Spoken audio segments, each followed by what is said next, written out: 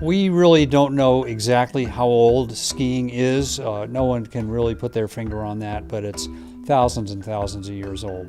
Skiing first got popular as a sport and it really was around 1860, 1870 in Scandinavia. In Scandinavia, you had these solid wood skis hewn out of one piece of birch with bindings that were inserted through the center of the ski and then up around your boot to hold you to the ski.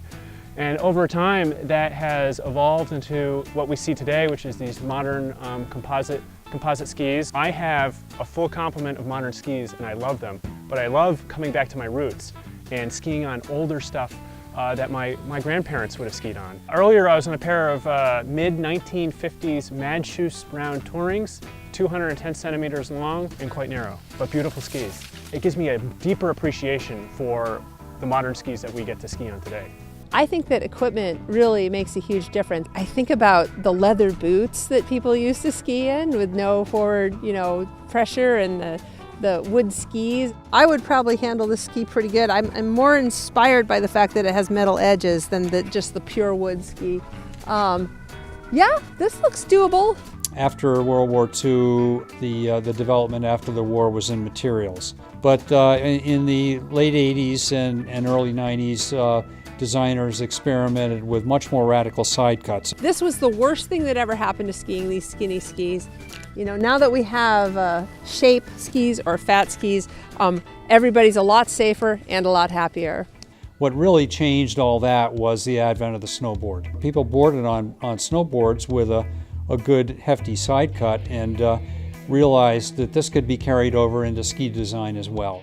The first snowboard in the United States was put together in the 1960s by a Sherman Poppin. He ended up marketing something called the Snurfer. People started looking at taking the whole surfing, skateboarding idea and applying it to snow. In the East, that was Jake Burton Carpenter, who developed Burton Snowboards. End of the 70s, early 80s, he'd built some boards called the Backyard and the Back Hill. Is that it right there? That's too funny. Yep, there it is. There. Oh yeah, this was my first snowboard, a Burton Back Hill 130. See this is the original metal edge for a snowboard. Look at it, looks like angle iron. Just bolted on there. I love this, just look at this is like a water ski back foot binding with this nice little strap right here. I mean, God. Just to look at this and then look at a modern day snowboard it's night and day. The general manager and my mom happened to be good friends, and I went to his office one snow day and asked if I could ride the lift with it. And he said, absolutely, as long as you had a safety strap so the board didn't run away. But that only lasted for a pretty short time. He unfortunately didn't come back the following season, and the new general manager at the time was absolutely adamant about no snowboards on the mountain. I would buy cookies for lift attendants to sneak me on the lift. I'd do anything I could to get on the lift, that's for sure. I don't know if I was the first, but I was definitely one of. I do remember in 1988 or 89 was the first time they were going to allow snowboarders here on the mountain. Skier visits nationwide were definitely leveling off, if not declining. And all of a sudden, here comes along, a cohort of enthusiastic 18 to 25-year-old people on snowboards. Some people say it saved the ski industry. I think that's probably too strong a term, but it saved the ski industry, I'm not going to lie. First snowboard lesson, Neil Harris.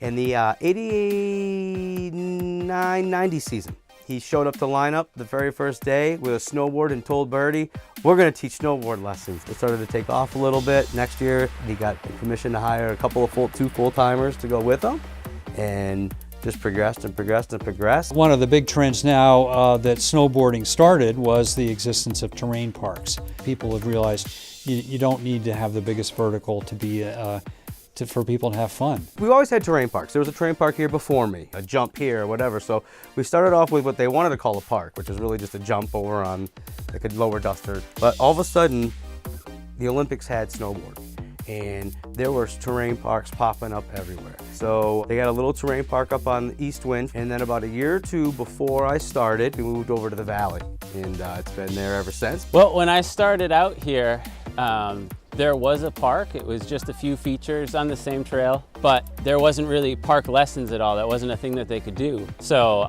I was taking just the regular upper level lessons, and it got to the point where the next year around, we talked and they were like, we don't know what to do. We've kind of run out of things to do.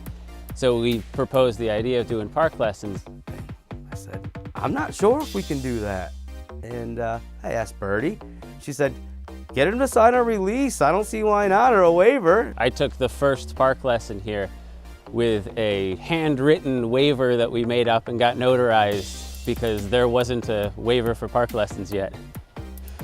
And it just snowballed and snowballed. He ended up being #1 amateur ranked for his age group in the country. You can become anybody at these terrain parks. It's a huge part of why people come to ski areas, skiers, snowboarders alike.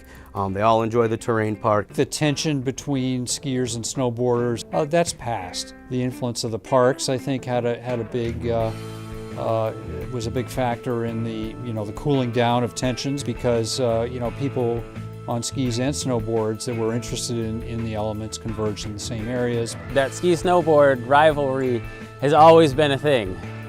It's continued from the beginning. But in reality, they cross over a lot. When you start to really get into it, you realize that the tech, the analysis of each one helps each other. Like snowboard technology has gone to skis. We gave them side cut. Like other technology has come from skis to snowboards. Some of the rocker technology of the powder skis and different things have gone back and forth, and they've really helped build each other over the years. There's not a whole lot that beats being outside, doing something fun, exciting, and something that you can take wherever you want. But there is always a little rivalry, which is always fun.